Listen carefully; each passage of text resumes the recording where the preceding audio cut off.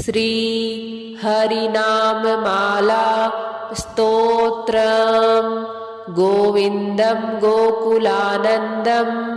गोपालं गोपीवल्लभं गोवर्धनोद्धरं धीरं तं वन्दे गोमतीप्रियं। नारायणं निराकारं नरवीरं नरोत्तमं नृसिंहं नागनाथं च तं वन्दे नरकान्तकम्। पीताम्बरं पद्मनाभं पद्माक्षं पुरुषोत्तमं पवित्रं परमानन्दं तं वन्दे परमेश्वरम्। राघवं रामचन्द्रं च रावणारिं रमापतिं राजीवलोचनं रामं तं वन्दे रघुनन्दनं। वामनं विश्वरूपं च वासुदेवं च विठ्ठलं विश्वेश्वरं विभुं व्यासं तं वन्दे देवकीसुतं। दामोदरं दिव्यसिंहं दयालुं दीननायकं दैत्यारिं देवदेवेशं तं वन्दे देवकीसुतं। मुरारिं माधवं मत्स्यं मुकुन्दं मुष्टिमर्दनं मुञ्जकेशं महाबाहुं तं वन्दे मधुसूदनं। केशवं कमलाकान्तं कामेशं कौस्तुभप्रियं कौमोदकीधरं कृष्णं तं वन्दे कौरवान्तकम्। भूधरं भुवनानन्दं भूतेशं भूतनायकं भावनैकं भुजङ्गेशं तं वन्दे भवनाशनं। जनार्दनं जगन्नाथं जगज्जाड्यविनाशकं जामदग्निं वरं ज्योतिस्तं वन्दे जलसायिनं। चतुर्भुजं चिदानन्दं चाणूरमल्लमर्दनं चराचरगतं देवं तं वन्दे चक्रपाणिनं। श्रियःकरं श्रियोनाथं श्रीधरं श्रीवरप्रदं श्रीवत्सलधरं सौम्यं तं वन्दे श्रीसुरेश्वरम्। योगीश्वरं यज्ञपतिं यशोदानन्ददायकं यमुनाजलकल्लोलं तं वन्दे यदुनायकम्। शालिग्रामशिलाशुद्धं शङ्खचक्रोपशोभितं सुरासुरसदासेव्यं तं वन्दे साधुवल्लभम्। त्रिविक्रमं तपोमूर्तिं त्रिविधाघोघनाशनं त्रिस्थलं तीर्थराजेन्द्रं तं वन्दे तुलसीप्रियम्। अनन्तम् आदिपुरुषम् अच्युतं च वरप्रदम् आनन्दं च सदानन्दं तं वन्दे चाघनाशनं। लीलया धृतभूभारं लोकसत्त्वैकवन्दितं लोकेश्वरं च श्रीकान्तं तं वन्दे लक्ष्मणप्रियं। हरिं च हरिणाक्षं च हरिनाथं हरिप्रियं हलायुधसहायं च तं वन्दे हनुमत्पतिम्। हरिनामकृता माला पवित्रा पापनाशिनी बलिराजेन्द्रेण चोक्ता कण्ठे धार्या प्रयत्नतः। गोविन्दं गोकुलानन्दं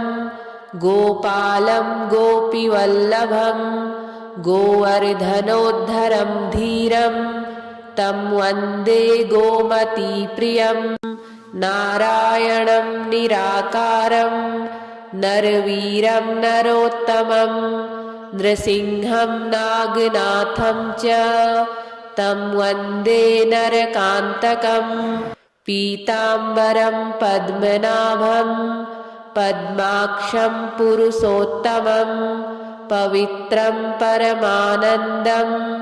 तं वन्दे परमेश्वरम् राघवं रामचन्द्रं च रावणारिं रमापतिं राजीवलोचनं रामं तं वन्दे रघुनन्दनं वामनं विश्वरूपं च वासुदेवं च विठ्ठलं विश्वेश्वरं विभुं व्यासं तं वन्दे देवकीसुतं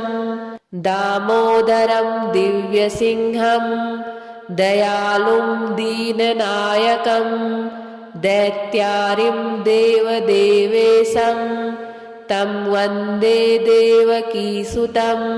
मुरारिं माधवं मत्स्यं मुकुन्दं मुष्टिमर्दनं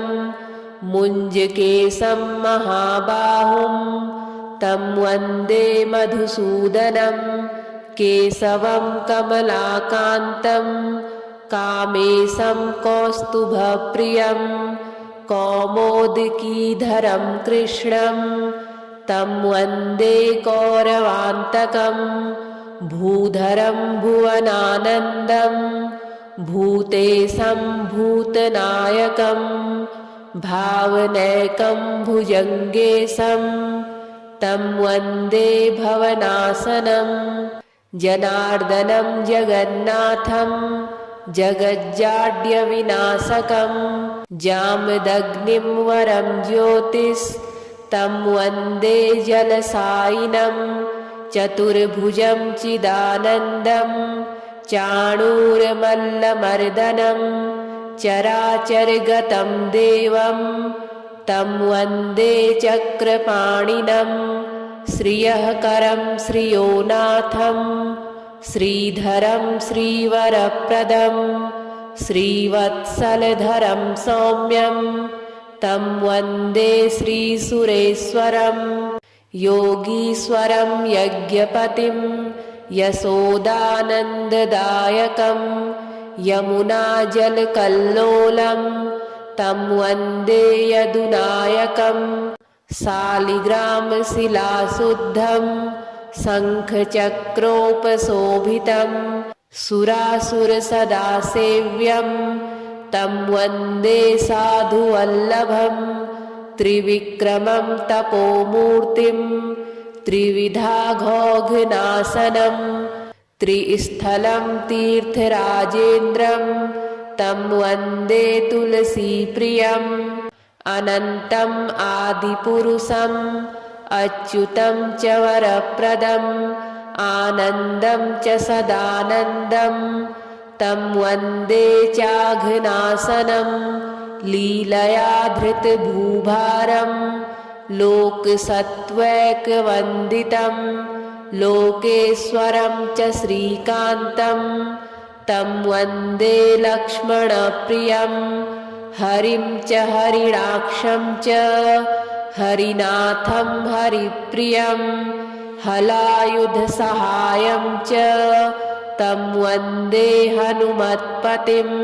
हरिनामकृता माला पवित्रा पापनाशिनी बलिराजेन्द्रेण चोक्ता कण्ठे धार्या प्रयत्नतः गोविन्दं गोकुलानन्दं गोपालं गोपीवल्लभं गोवर्धनोद्धरं धीरं तं वन्दे गोमतीप्रियं नारायणं निराकारं नरवीरं नरोत्तमं नृसिंहं नागनाथं च तं वन्दे नरकान्तकम् पीताम्बरं पद्मनाभं पद्माक्षं पुरुषोत्तमं पवित्रं परमानन्दं तं वन्दे परमेश्वरं राघवं रामचन्द्रं च रावणारिं रमापतिं राजीवलोचनं रामं तं वन्दे रघुनन्दनं वामनं विश्वरूपं च वासुदेवं च विठ्ठलं विश्वेश्वरं विभुं व्यासं तं वन्दे देवकीसुतं दामोदरं दिव्यसिंहं दयालुं दीननायकं दैत्यारिं देवदेवेशं तं वन्दे देवकीसुतं मुरारिं माधवं मत्स्यं मुकुन्दं मुष्टिमर्दनं मुञ्जकेशं महाबाहुं तं वन्दे मधुसूदनं केशवं कमलाकान्तं कामेशं कौस्तुभप्रियं कौमोदकीधरं कृष्णं तं वन्दे कौरवान्तकं भूधरं भुवनानन्दं भूतेशं भूतनायकं भावनैकं भुजङ्गेशं तं वन्दे भवनाशनं जनार्दनं जगन्नाथं जगज्जाड्यविनाशकं जामदग्निं वरं ज्योतिस्तं वन्दे जलसायिनं चतुर्भुजं चिदानन्दं चाणूरमल्लमर्दनं चराचरगतं देवं तं वन्दे चक्रपाणिनं श्रियःकरं श्रियोनाथं श्रीधरं श्रीवरप्रदं श्रीवत्सलधरं सौम्यं तं वन्दे श्रीसुरेश्वरं योगीश्वरं यज्ञपतिं यशोदानन्ददायकं यमुनाजलकल्लोलं तं वन्दे यदुनायकं शालिग्रामशिलाशुद्धं शङ्खचक्रोपशोभितं सुरासुरसदासेव्यं तं वन्दे साधुवल्लभं त्रिविक्रमं तपोमूर्तिं त्रिविधाघोघनाशनं त्रिस्थलं तीर्थराजेन्द्रं तं वन्दे तुलसीप्रियम् अनन्तम् आदिपुरुषम् अच्युतं च वरप्रदम् आनन्दं च सदानन्दं तं वन्दे चाघनाशनं लीलया धृतभूभारं लोकसत्त्वैकवन्दितं लोकेश्वरं च श्रीकान्तं तं वन्दे लक्ष्मणप्रियं हरिं च हरिणाक्षं च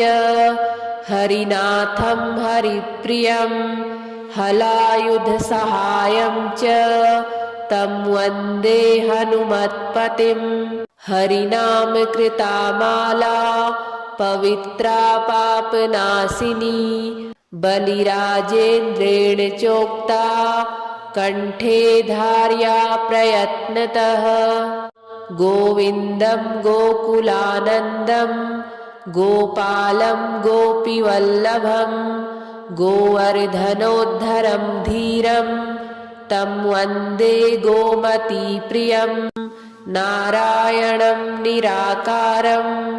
नरवीरं नरोत्तमं नृसिंहं नागनाथं च तं वन्दे नरकान्तकं पीताम्बरं पद्मनाभं पद्माक्षं पुरुषोत्तमं पवित्रं परमानन्दं तं वन्दे परमेश्वरं राघवं रामचन्द्रं च रावणारिं रमापतिं राजीवलोचनं रामं तं वन्दे रघुनन्दनं वामनं विश्वरूपं च वासुदेवं च विठ्ठलं विश्वेश्वरं विभुं व्यासं तं वन्दे देवकीसुतं दामोदरं दिव्यसिंहं दयालुं दीननायकं दैत्यारिं देवदेवेशं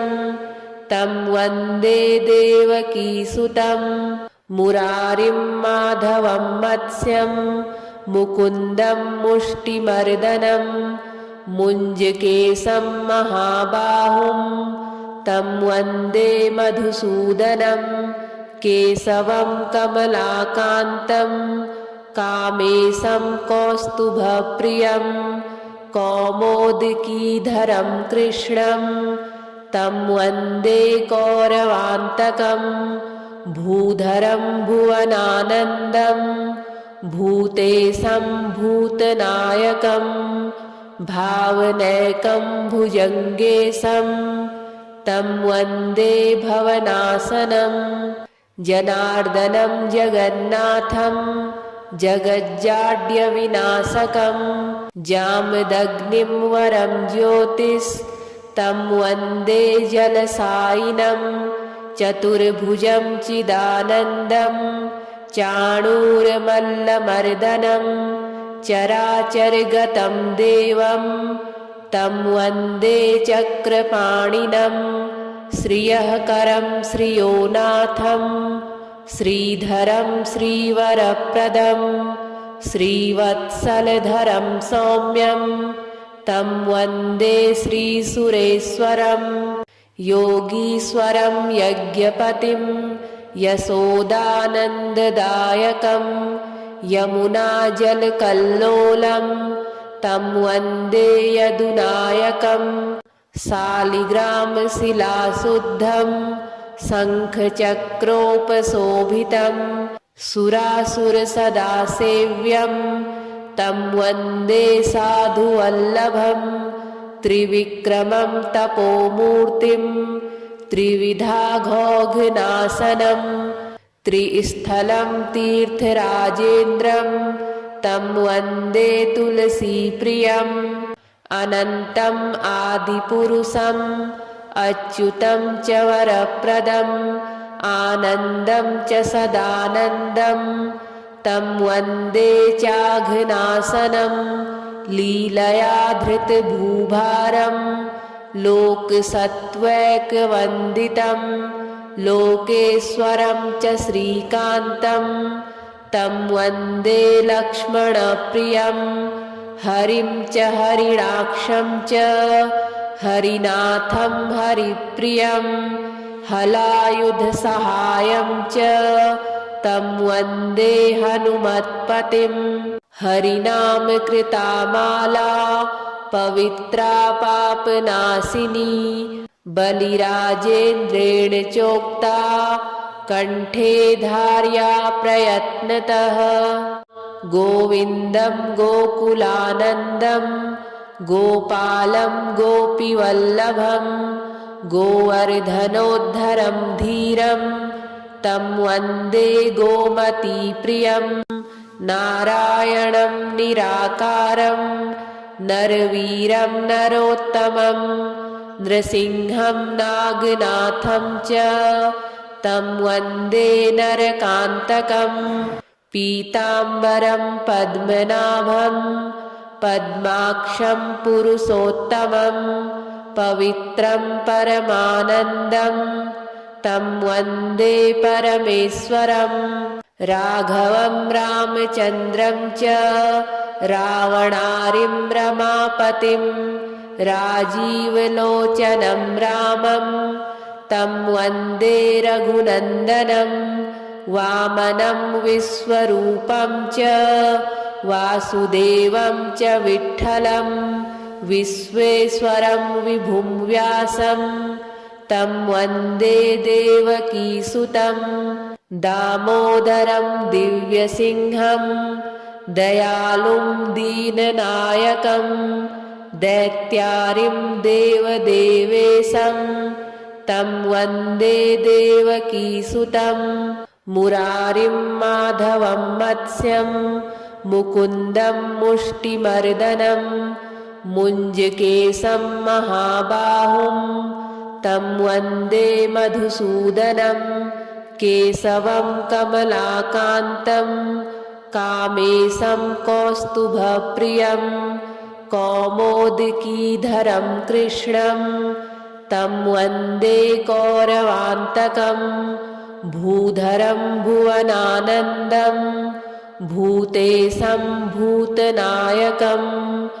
भावनैकं भुजङ्गेशं तं वन्दे भवनाशनं जनार्दनं जगन्नाथं जगज्जाड्यविनाशकं जामदग्निं वरं ज्योतिस्तं वन्दे जलसायिनं चतुर्भुजं चिदानन्दं चाणूरमल्लमर्दनं चराचरगतं देवं तं वन्दे चक्रपाणिनं श्रियःकरं श्रियोनाथं श्रीधरं श्रीवरप्रदं श्रीवत्सलधरं सौम्यं तं वन्दे श्रीसुरेश्वरं योगीश्वरं यज्ञपतिं यशोदानन्ददायकं यमुनाजलकल्लोलं तं वन्दे यदुनायकं शालिग्रामशिलाशुद्धं शङ्खचक्रोपशोभितं सुरासुरसदासेव्यं तं वन्दे साधुवल्लभं त्रिविक्रमं तपोमूर्तिं त्रिविधाघोघनाशनं त्रिस्थलं तीर्थराजेन्द्रं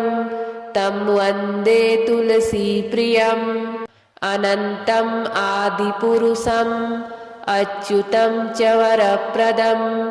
आनन्दं च सदानन्दं तं वन्दे चाघनाशनं लीलया धृतभूभारं लोकसत्त्वैकवन्दितं लोकेश्वरं च श्रीकान्तं तं वन्दे लक्ष्मणप्रियं हरिं च हरिणाक्षं च हरिनाथं हरिप्रियं हलायुधसहायं च तं वन्दे हनुमत्पतिं हरिनामकृता माला पवित्रा पापनाशिनी बलिराजेन्द्रेण चोक्ता कण्ठे धार्या प्रयत्नतः गोविन्दं गोकुलानन्दं गोपालं गोपीवल्लभं गोवर्धनोद्धरं धीरं तं वन्दे गोमतीप्रियं नारायणं निराकारं नरवीरं नरोत्तमं नृसिंहं नागनाथं च तं वन्दे नरकान्तकं पीताम्बरं पद्मनाभं पद्माक्षं पुरुषोत्तमं पवित्रं परमानन्दं तं वन्दे परमेश्वरं राघवं रामचन्द्रं च रावणारिं रमापतिं राजीवलोचनं रामं तं वन्दे रघुनन्दनं वामनं विश्वरूपं च वासुदेवं च विठ्ठलं विश्वेश्वरं विभुं व्यासं तं वन्दे देवकीसुतं दामोदरं दिव्यसिंहं दयालुं दीननायकं दैत्यारिं देवदेवेशं तं वन्दे देवकीसुतं मुरारिं माधवं मत्स्यं मुकुन्दं मुष्टिमर्दनं मुञ्जकेशं महाबाहुं तं वन्दे मधुसूदनं केशवं कमलाकान्तं कामेशं कौस्तुभप्रियं कौमोदकीधरं कृष्णं तं वन्दे कौरवान्तकं भूधरं भुवनानन्दं भूतेशं भूतनायकं भावनैकं भुजङ्गेशं तं वन्दे भवनाशनं जनार्दनं जगन्नाथं जगज्जाड्यविनाशकं जामदग्निं वरं ज्योतिस्तं वन्दे जलसायिनं चतुर्भुजं चिदानन्दं चाणूरमल्लमर्दनं चराचरगतं देवं तं वन्दे चक्रपाणिनं श्रियःकरं श्रियोनाथं श्रीधरं श्रीवरप्रदं श्रीवत्सलधरं सौम्यं तं वन्दे श्रीसुरेश्वरं योगीश्वरं यज्ञपतिं यशोदानन्ददायकं यमुनाजलकल्लोलं तं वन्दे यदुनायकं शालिग्रामशिलाशुद्धं शङ्खचक्रोपशोभितं सुरासुरसदासेव्यं तं वन्दे साधुवल्लभं त्रिविक्रमं तपोमूर्तिं त्रिविधाघोघनाशनं त्रिस्थलं तीर्थराजेन्द्रं तं वन्दे तुलसीप्रियम् अनन्तम् आदिपुरुषम् अच्युतं च वरप्रदम् आनन्दं च सदानन्दं तं वन्दे चाघनाशनं लीलया धृतभूभारं लोकसत्त्वैकवन्दितं लोकेश्वरं च श्रीकान्तं तं वन्दे लक्ष्मणप्रियं हरिं च हरिणाक्षं च हरिनाथं हरिप्रियं हलायुधसहायं च तं वन्दे हनुमत्पतिं हरिनामकृता माला पवित्रा पापनाशिनी बलिराजेन्द्रेण चोक्ता कण्ठे धार्या प्रयत्नतः गोविन्दं गोकुलानन्दं गोपालं गोपीवल्लभं गोवर्धनोद्धरं धीरं तं वन्दे गोमतीप्रियं नारायणं निराकारं नरवीरं नरोत्तमं नृसिंहं नागनाथं च तं वन्दे नरकान्तकं पीताम्बरं पद्मनाभं पद्माक्षं पुरुषोत्तमं पवित्रं परमानन्दं तं वन्दे परमेश्वरं राघवं रामचन्द्रं च रावणारिं रमापतिं राजीवलोचनं रामं तं वन्दे रघुनन्दनं वामनं विश्वरूपं च वासुदेवं च विठ्ठलं विश्वेश्वरं विभुं व्यासं तं वन्दे देवकीसुतं दामोदरं दिव्यसिंहं दयालुं दीननायकं दैत्यारिं देवदेवेशं तं वन्दे देवकीसुतं मुरारिं माधवं मत्स्यं मुकुन्दं मुष्टिमर्दनं मुञ्जकेशं महाबाहुं तं वन्दे मधुसूदनं केशवं कमलाकान्तं कामेशं कौस्तुभप्रियं कौमोदकीधरं कृष्णं तं वन्दे कौरवान्तकं भूधरं भुवनानन्दं भूतेशं भूतनायकं भावनैकं भुजङ्गेशं तं वन्दे भवनाशनं जनार्दनं जगन्नाथं जगज्जाड्यविनाशकं जामदग्निं वरं ज्योतिस्तं वन्दे जलसायिनं चतुर्भुजं चिदानन्दं चाणूरमल्लमर्दनं चराचरगतं देवं तं वन्दे चक्रपाणिनं श्रियःकरं श्रियोनाथं श्रीधरं श्रीवरप्रदं श्रीवत्सलधरं सौम्यं तं वन्दे श्रीसुरेश्वरं योगीश्वरं यज्ञपतिं यशोदानन्ददायकं यमुनाजलकल्लोलं तं वन्दे यदुनायकं शालिग्रामशिलाशुद्धं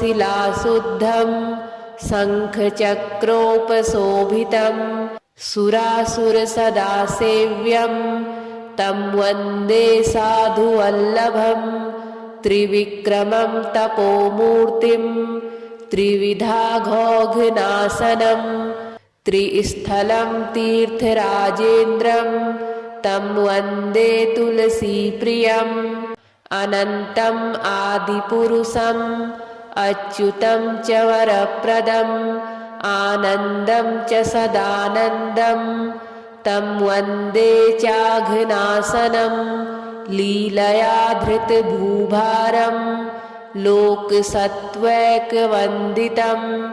लोकेश्वरं च श्रीकान्तं तं वन्दे लक्ष्मणप्रियं हरिं च हरिणाक्षं च हरिनाथं हरिप्रियं हलायुधसहायं च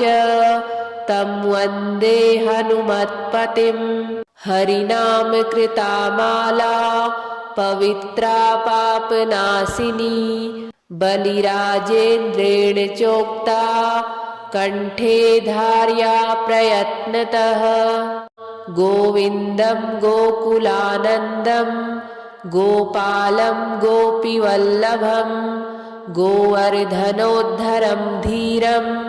तं वन्दे गोमतीप्रियं नारायणं निराकारं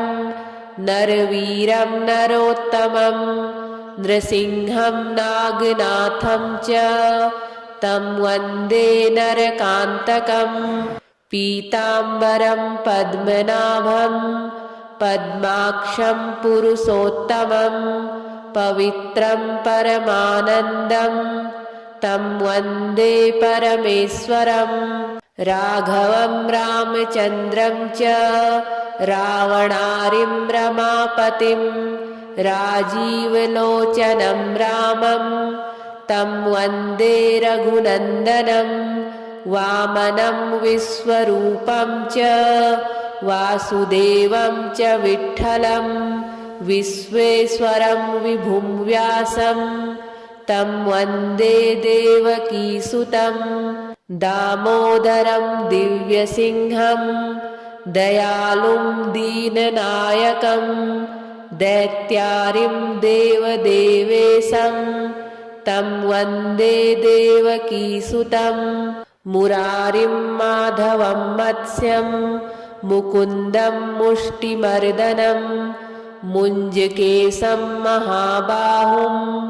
तं वन्दे मधुसूदनं केशवं कमलाकान्तं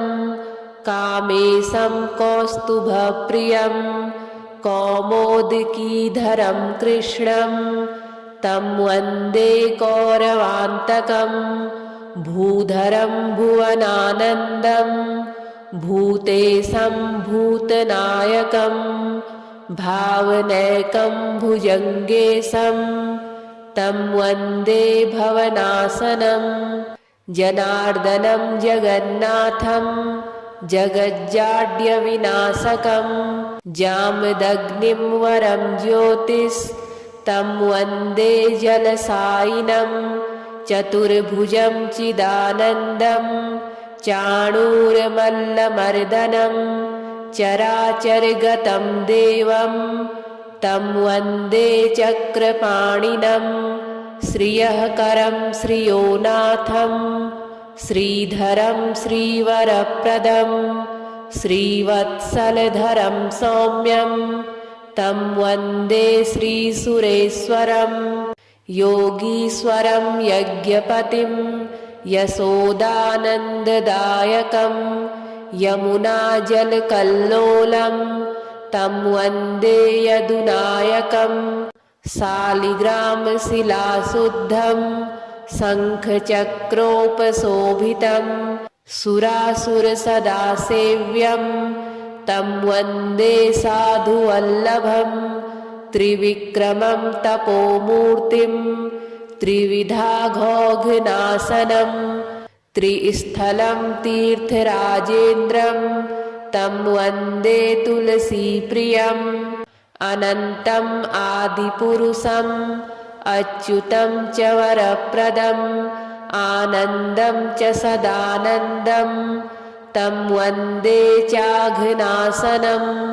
लीलया धृतभूभारं लोकसत्त्वैकवन्दितं लोकेश्वरं च श्रीकान्तं तं वन्दे लक्ष्मणप्रियं हरिं च हरिणाक्षं च हरिनाथं हरिप्रियं हलायुधसहायं च तं वन्दे हनुमत्पतिं हरिनामकृता माला पवित्रा पापनाशिनी बलिराजेन्द्रेण चोक्ता कण्ठे धार्या प्रयत्नतः।